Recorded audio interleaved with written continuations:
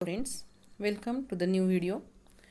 This video is about another type of cell division, that is meiosis. In the previous video we have studied about the simple type of cell division, that is mitosis, which is essential for growth and development as well as for the repair of damaged tissues. In this video we are going to learn about the meiosis. Now before going to learn about the meiosis, let's understand why meiosis is essential. पुढं आपण मिओसिसचा अभ्यास करणार आहोतच, त्याआधी आपण हे लक्षात घेऊयात की मिओसिस नक्की कशासाठी गरजेचं आहे.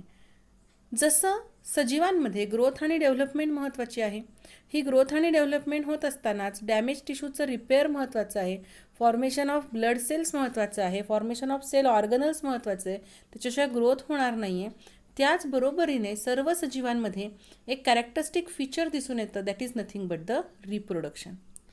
तर रिप्रोडक्शन किंवा पुनरुत्पादन म्हणजे काय, तर सजीव आपल्यासारखाच दुसऱ्या सजीव जन्माला घालतो, बरोबर आहे, त्याला आपण काय म्हणतो, रिप्रोडक्शन असं म्हणतो. मग जेव्हा एखाद्या सजीवापासून त्याच्याच स्पीसीजला रिप्रेझेंट करणाऱ्या नवीन सजीवाची निर्मिती होती, त्यावेळी तो सजीव कसा आहे, त्याच्यासारखा आहे, त्याचे गुणधर्म दाखवणारा आहे, जरी तो त्याची झेरॉक्स कॉपी नसेल तरीही.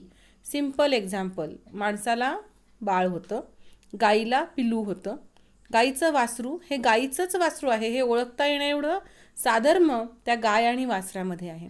कुत्रा आणि त्याची पिलं, ही पिलं कुत्र्याचीच आहेत, ही पिलं मांजराची आहेत, हे वाघाचं पिलू आहे, हे आपण डिफरन्शिएट करू शकतो.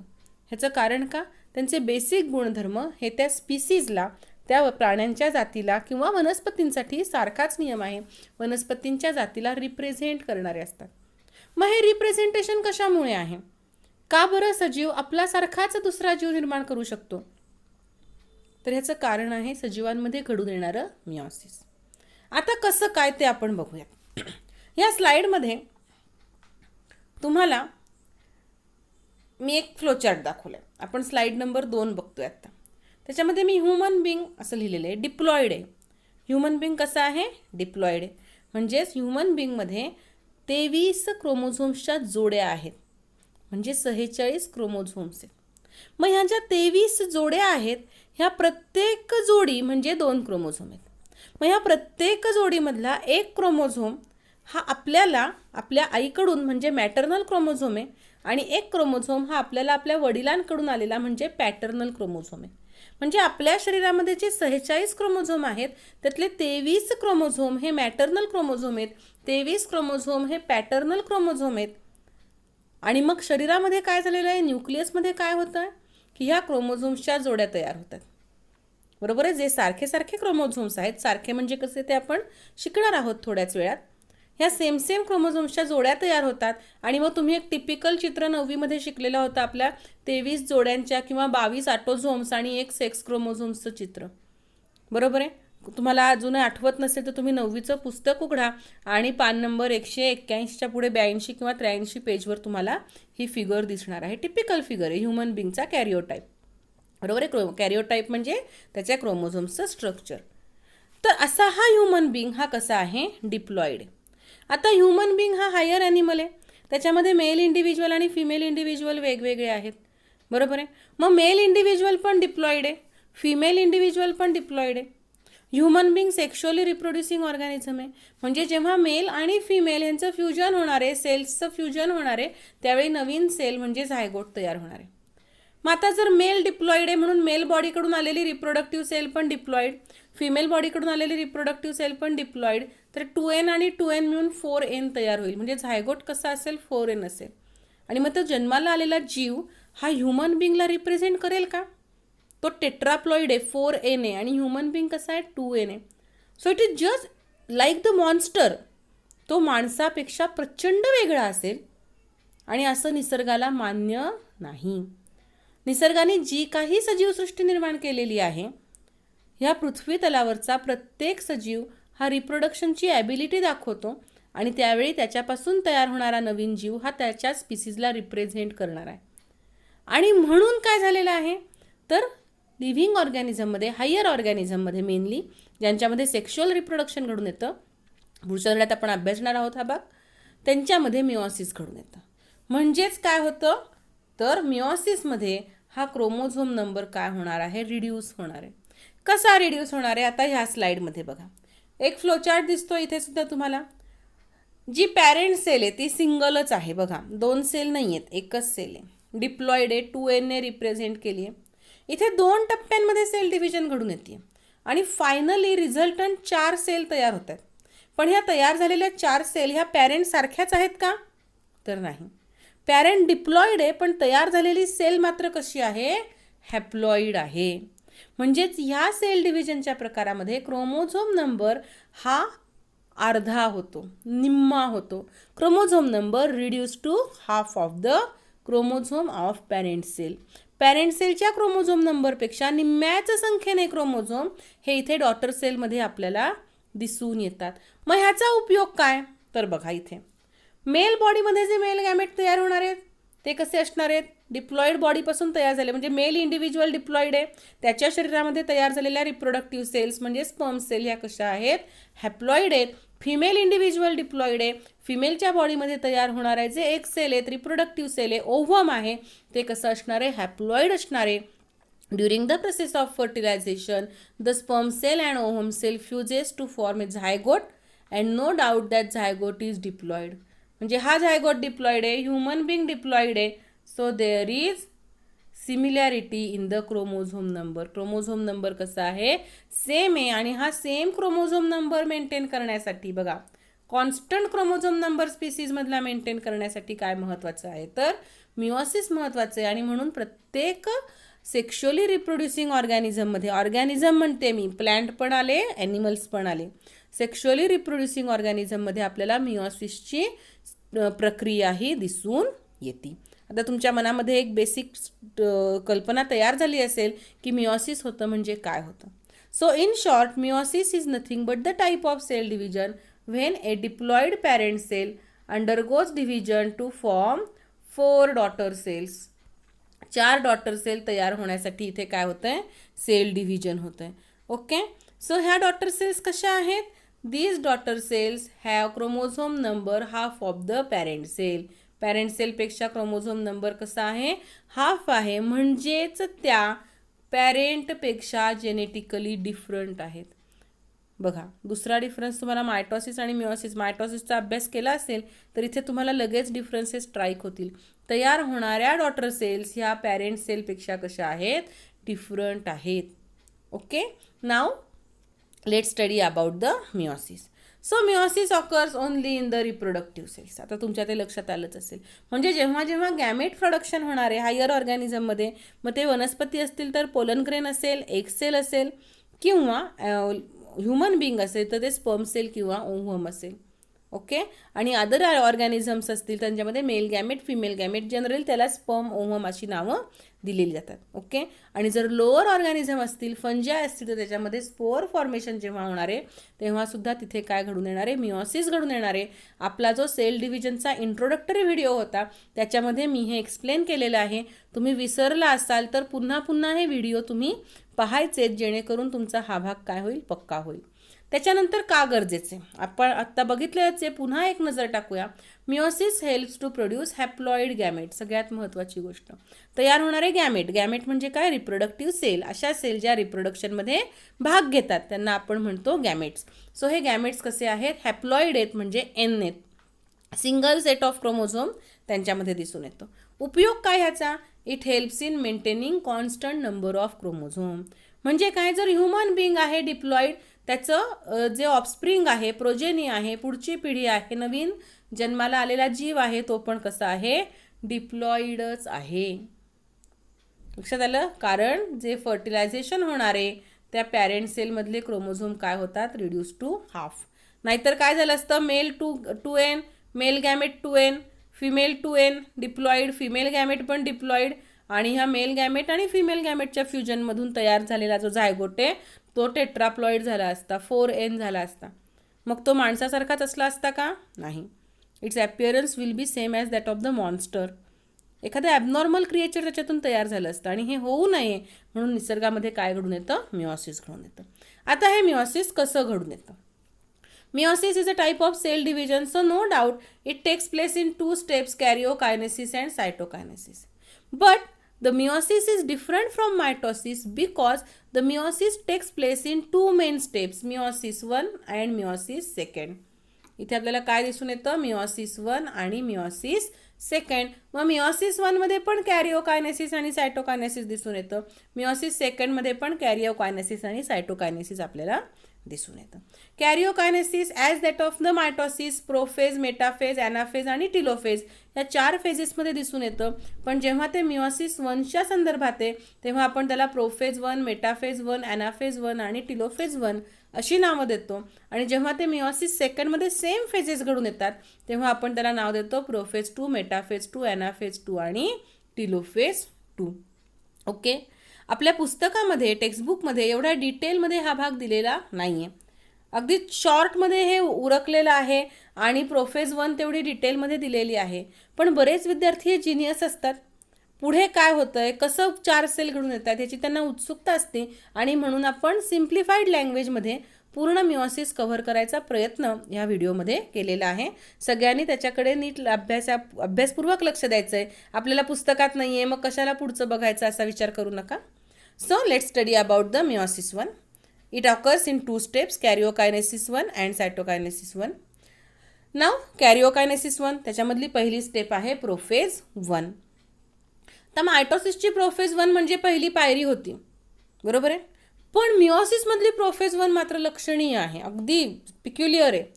ह्याचं कारण अतिशय महत्त्वपूर्ण असे इव्हेंट या प्रोफेज 1 मध्ये घडतात आणि हे इव्हेंट घडताना 5 छोट्या छोट्या टप्प्यांमध्ये घडतात आणि म्हणून प्रोफेज 1 ही काय आहे, लॉंगर ड्युरेशनची फेज आहे. It is further divided into 5 stages, that is leptotene, zygotene, pachytene, diplotene and diakinesis. Once again read it, leptotene, zygotene, pachytene, diplotene आणि diakinesis. Before going to the prophase 1, let's study about one more important concept, that means homologous chromosomes. मगाशी मी तुम्हाला म्हटलं की हे जे 46 chromosomes आहेत त्याच्यापैकी जे 44 आहेत ऑटोझोम्स आहेत, सेक्स क्रोमोझोम सोडून, ते काय करतात, आपल्या आपल्या जोड्या तयार करतात. ह्या जोड्या कशा आहेत, सेम सेम क्रोमोझोम्सच्या आहेत. मग हे सेम सेम क्रोमोझोम म्हणजे काय, तर ते होमोलॉगस क्रोमोझोम. होमोलॉगस म्हणजे सेम. मग कुठल्या अर्थाने सिमिलॅरिटी आपण इथे कन्सिडर करणार आहोत, तर ही सिमिलॅरिटी आहे स्ट्रक्चरली अँड जेनेटिकल सिमिलॅरिटी. ते क्रोमोझोम्स कसे आहेत, स्ट्रक्चरली सिमिलर आहेत. बघा इथे तुम्हाला इमेजमध्ये दिसतं आहे, दोन्ही क्रोमोझोम्सची लांबी सेम आहे, उंची सेम आहे दोघांची आणि त्याचबरोबर त्यांच्यावर असणारे जीन्ससुद्धा काय असतात, सेम असतात. So the chromosomes which are structurally and genetically similar are called as homologous chromosomes. मग ह्या पेअरपैकी एक पेअर मॅटर्नल आहे, एक पेअर पॅटर्नल आहे. इथे अजून एक कन्सेप्ट तुम्हाला क्लिअर केली गेलेली आहे जी तुम्ही मायटोसिसमध्ये अभ्यासलेली आहे की सेल डिव्हिजन होत असताना हे जे टिपिकल क्रोमोझोम्स आहेत ज्याला एक सेंट्रोमियर आहे आणि 2 क्रोमॅटिड्स आहेत, हे काय होतात, शॉर्ट होतात, थिक होतात आणि ते अशा पद्धतीच्या टेट्राड फॉर्ममध्ये आपल्याला दिसून येतात. मग या टेट्राड फॉर्ममध्ये हे एकाच सेंट्रोमियरला अटॅच असणारे जे 2 क्रोमॅटिड्स आहेत त्यांना काय म्हणतो आपण, सिस्टर क्रोमॅटिड्स. ही गोष्ट इथे नीट लक्षात घ्यायची आहे, ह्याचा उल्लेख इथे येणार आहे. एकाच सेंट्रोमियरला एकाच क्रोमोझोम्सचे जे 2 आर्म आहेत त्यांना आपण काय म्हणणार आहोत, sister chromatids. Clear. So homologous chromosomes are the structurally and genetically similar chromosome. Now let study about the first step of the prophase 1, that is leptotene. Now look at the figure. In the figure you are observing that the chromatin network get condenses into chromosome. हे chromosome कसे आहेत, त्याच्या 2 chromatids held together by the centromere. अशा पद्धतीने simple क्रोमोझोमचं structure आपल्याला दिसतंय. Nuclear membrane आहेच, ह्याच्यामध्ये न्यूक्लिओलस सुद्धा तसाच आहे आणि सेंट्रोझोम्स जे आहेत ते सेंट्रिओल बरोबर आहेत. आता इथे सेंट्रिओल्स आपल्याला 2च दिसत आहेत, त्यांचं डुप्लिकेशन वगैरे झालेलं नाही. Okay, so this is the simple step leptotene. Then what's happen, the next step is zygotene. जे क्रोमोझोम्स आहेत हे क्रोमोझोम्स कसेही अस्ताव्यस्त पद्धतीने न्यूक्लियसमध्ये आहेत, ते काय करतात, आता जोड्या तयार करतात. So the homologous chromosomes forms a pair. The characteristic feature of zygotene is nothing but the homologous chromosome forms pair. In the figure you are observing it. Okay. So this pair it is called as bivalent. ह्या फिगरला ह्या पेअरला आपण काय म्हणतो, bivalent असं म्हणतो. So in the nucleus bivalent is form. That means homologous chromosomes pair together. These are still along with the chromatids held together by centromere. Nucleolus is still there and there is duplication of the centriole. Centrioleचं मात्र duplication झालेलं आपल्याला इथे दिसून येतं आहे. Okay. So इथे लक्षात ठेवायची गोष्ट काय आहे की बायव्हॅलंट तयार होतात, पेअर तयार होतात आणि हे जे पेअरिंग आहे ह्याला काय म्हटलं जातं, सिनॅप्सिस असं म्हटलं जातं. Okay. Then the next most important step is pachytene. Now what is pachytene. त्या पॅकेटिनकडे जाण्याच्या आधी खालची फिगर आपण नीट लक्ष देणार आहोत. इथे तुम्हाला काय दिसते बघा, 2 होमोलॉगस क्रोमोझोम्स आहेत की जे आता टेट्राड फॉर्ममध्ये आलेले आहेत. म्हणजे त्यांना 2-2 आर्म्स आपल्याला दिसत आहेत, पी आर्म आणि क्यू आर्म. कारण ते शॉर्ट आणि थिक झालेत म्हणून कॉईल झालेत. एकच आर्म आहे पण तो शॉर्ट आणि थिक झाल्यामुळे आपल्याला असा डबल दिसून येतोय. पण इथे काय झालंय, या होमोलॉगस क्रोमोझोम्सच्या ज्या जोड्या आहेत त्यांनी एकमेकांना ओव्हरलॅप केले आणि त्याच्यामुळे क्रॉसिंग ओव्हर झाले. Overlapping of the homologous chromosome results in crossing over. पण हे क्रॉसिंग ओव्हर कंप्लीट झाले का, नाही. क्रॉसिंग ओव्हर कोणामध्ये झालंय, नॉन सिस्टर क्रोमॅटिड्स. लक्षात घ्या, मगाशी बघा आपण सिस्टर क्रोमॅटिड्स कोणाला म्हटलेलं होतं, एकच क्रोमोझोम्सचे जे 2 आर्म्स आहेत त्याच बाजूचे त्याला आपण सिस्टर क्रोमॅटिड्स म्हटलं होतं. आता आपण काय म्हणतोय, नॉन सिस्टर क्रोमॅटिड. म्हणजे इथे ऑरेंज कलरने, रेड कलरने दाखवलेला जो क्रोमोझोम आहे त्याचा एक आर्म आणि ब्ल्यू कलरने दाखवलेला जो आहे त्याचा एक आर्म, ह्यांना आपण काय म्हटलंय, नॉन सिस्टर क्रोमॅटिड्स. आणि या नॉन सिस्टर क्रोमॅटिड्सच्या आर्ममध्ये काय झालेलं, ओव्हरलॅपिंग झालेलं आहे. आणि मग ओव्हरलॅपिंग झालं म्हणजे काय झालेलं आहे, there is exchange of the genes. कारण एक मॅटर्नल क्रोमोझोम आहे, एक पॅटर्नल क्रोमोझोम आहे. जेव्हा ते ओव्हरलॅप होत आहेत तेव्हा या रिजनमध्ये काय होतं, त्या रिजनमध्ये असणारे जीन्स एक्सचेंज होतात. Okay. So there is genetic exchange, there is exchange of genetic material. आणि त्याच्यानंतर ते पुन्हा सेपरेट होतात. तेव्हा काय झालेलं आहे, हा जो पूर्ण रेड कलरचा, समजा हा मॅटर्नल क्रोमोझोम आहे असं आपण कन्सिडर केलं रेड कलरचा, तर या मॅटर्नल क्रोमोझोमवर काही गुणधर्म, काही जीन्स हे कोणाचे आलेले आहेत, पॅटर्नल क्रोमोझोम्सचे आलेले आहेत. ओके. आणि हा जर पॅटर्नल क्रोमोझोम आहे असं कन्सिडर केलं तर या पॅटर्नलवर काही जीन्स हे कोणाचे आलेले आहेत, मॅटर्नल क्रोमोझोम्सचे आलेले आहेत. And this is nothing but the crossing over and genetic recombination. ह्याला आपण काय म्हणतो, genetic recombination. Okay. So during the process of pachytene, crossing over takes place between non-sister chromatids of homologous chromosomes, and so that there is exchange of genetic material between non-sister chromatids. Now what is the result of this crossing over? This crossing over results in genetic recombination of parental characters. बघा, parental characters काय होत आहेत, तिथे रिकंबाईन होत आहेत आणि त्याच्यामुळे आपल्याला व्हेरिएशन दिसून येतं. मेंडेल्सचे लॉ तुम्ही शिकलात, त्याच्यामध्ये तुम्ही डायहायब्रिड क्रॉस जो अभ्यासत होता त्याच्यामध्ये तुम्ही हे अभ्यासलेलं आहे की F2 जनरेशनमध्ये काही गुणधर्म हे पॅरेंटपेक्षा वेगळे आले, पॅरेंट शिवाय आले. आपल्यामध्ये बघा, मुलांमध्ये कधी कधी आईवडिलांचे गुणधर्म येत नाहीत, पण आजीचे, आजोबांचे, काकाचे, मामाचे, आत्याचे, मावशीचे गुणधर्म येतात. This is because of the crossing over. आणि मग नंतर डॉमिनंट आणि रेसेसिव्ह हा भाग आता इथे आपण चर्चा करायची नाही आहे. Okay. So this is the result of crossing over which leads to variation. Genetic variation जे आहे हे या क्रॉसिंग ओव्हरमुळे दिसून येतं. And crossing over takes place only during the meiosis. फक्त आणि फक्त मिओसिसमध्येच हे होतं.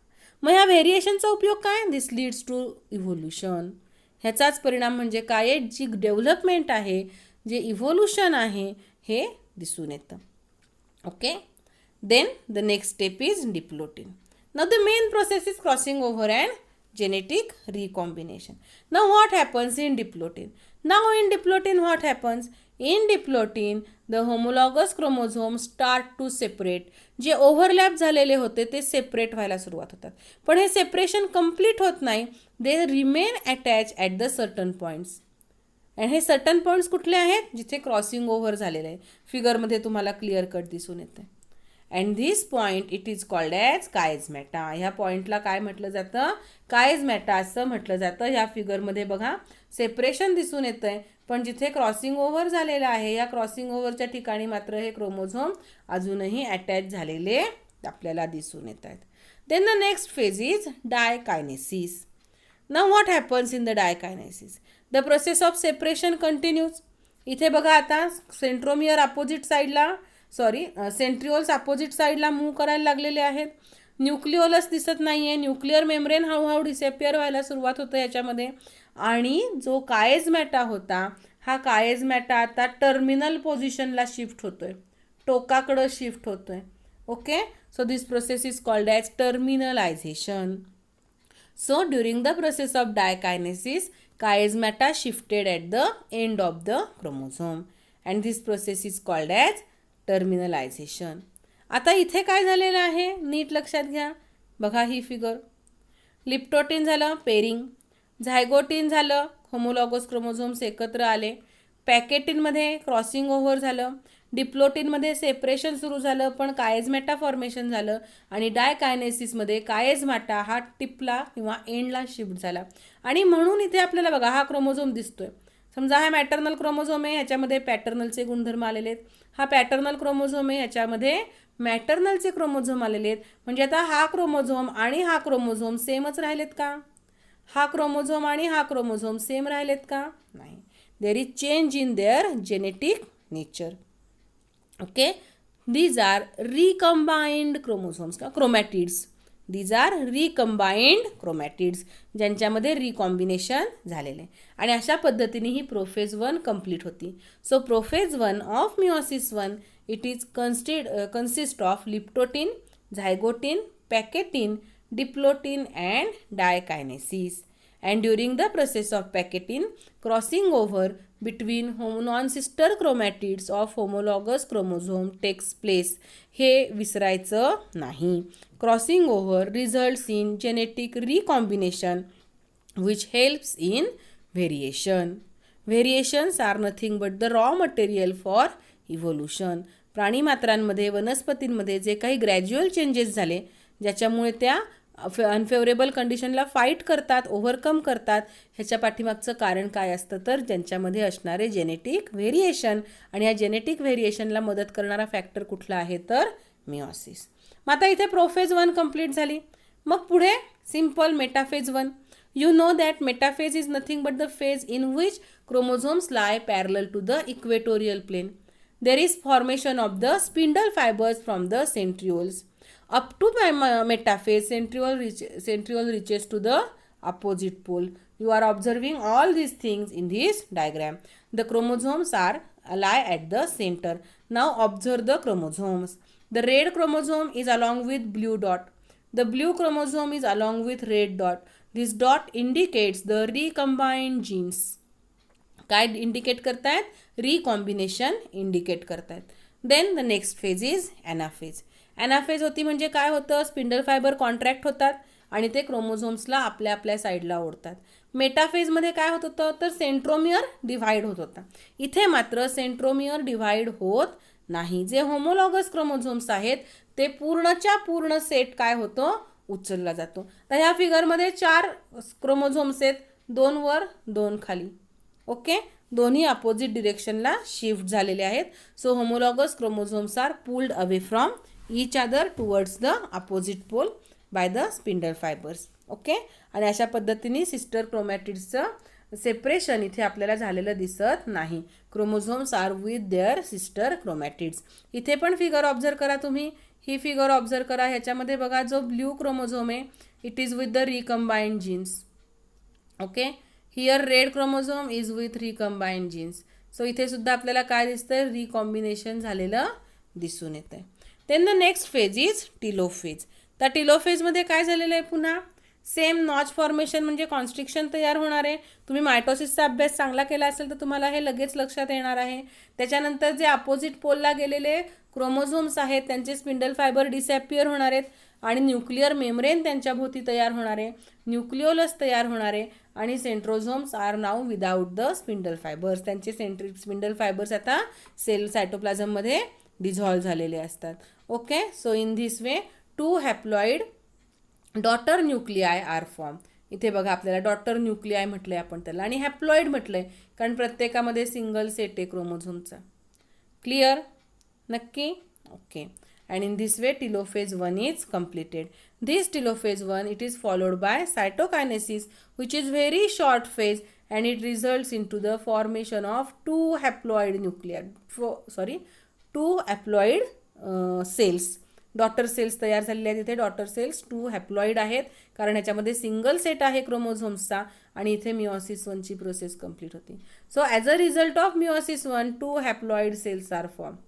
पण ह्या हॅप्लॉइड सेल्स कशा आहेत बघा, they are with the recombined genes आहेत. आणि आता काय होणार, ही हॅप्लॉइड सेल्स डिव्हाइड होणार, 2 नवीन सेल तयार करणार. ही हॅप्लॉइड सेल डिव्हाइड होणार, नवीन सेल तयार करणार. इथे बघा सेल हॅप्लॉइड आहे तयार झालेली, डॉटर सेल पण कशी आहे, हॅप्लॉइडच आहे. म्हणजे इथे क्रोमोझोम नंबर हा कसा राहणार आहे, सेमच राहणार आहे. इथे बघा हा पॅरेंट सारखा आहे,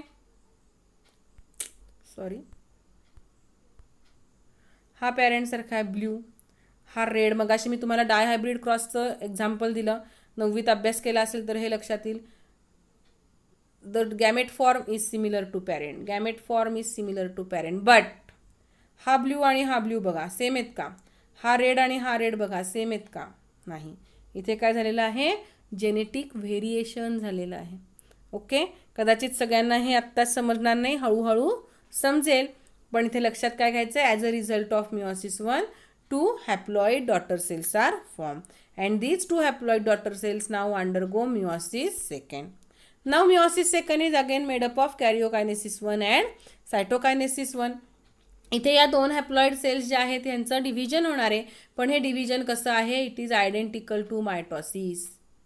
okay, that means from a single cell 2 daughter cells are form. आणि या डॉटर सेल्स कशा आहेत, these are similar to parent cell. मग इथे मात्र घडून येणारं प्रोफेज, मेटाफेज, ॲनाफेज आणि टिलोफेज हे कसं आहे, मायटॉसिस सारखंच आहे. प्रोफेजमध्ये काय होणार आहे, इथे पुन्हा एकदा क्रोमोझोम शॉर्ट आणि थिक होणार आहेत, टेट्राड फॉर्ममध्ये येणार आहेत, क्रोमॅटिड्स त्यांचे डिस्टिंक्ट असणार आहेत, सेंट्रिओल डुप्लिकेट होणार आहे, न्यूक्लिअर मेम्ब्रेन डिसॅपियर होणार आहे, न्यूक्लिओलस डिसॅपियर होणार आहे. ओके, मेटाफेजमध्ये ते सेंट्रली लाय होतील, सेंट्रल पोझिशनला लाय होतील. आता इथे पॅरेंट सेल किती आहेत, 2 आहेत, हे लक्षात घ्या. ॲट अ टाइम 2 सेल्सचं डिव्हिजन चालू आहे. Chromosomes lie at the equatorial plane. Chromosomes नीट ऑब्झर्व करा, क्रोमोझोम्स रिकंबाइंड जीन्स बरोबर आहेत. ओके, ॲनाफेजमध्ये काय होणार आहे, अतिशय महत्त्वाची गोष्ट. ॲनाफेजमध्ये आता मात्र हा जो सेंट्रोमियर होता, हा सेंट्रोमियर काय होणार आहे, येल्लो कलरने दाखवला आहे बघा, हा सेंट्रोमियर आता डिव्हाइड होणार आहे. डिव्हाइड होऊन तो काय करणार आहे, it pulls the chromosome along with sister chromatid towards it self, त्याच्या बाजूला ओढणार आहे. आणि म्हणून इथे डॉटर क्रोमोझोम फॉर्म होणार आहे as that of the mitosis. इथे पुन्हा काय होणार आहे, डिव्हिजन ऑफ सेंट्रोमियर आपल्याला इथे दिसून येणार आहे आणि डॉटर क्रोमोझोम्स इथे तयार झालेले आहेत.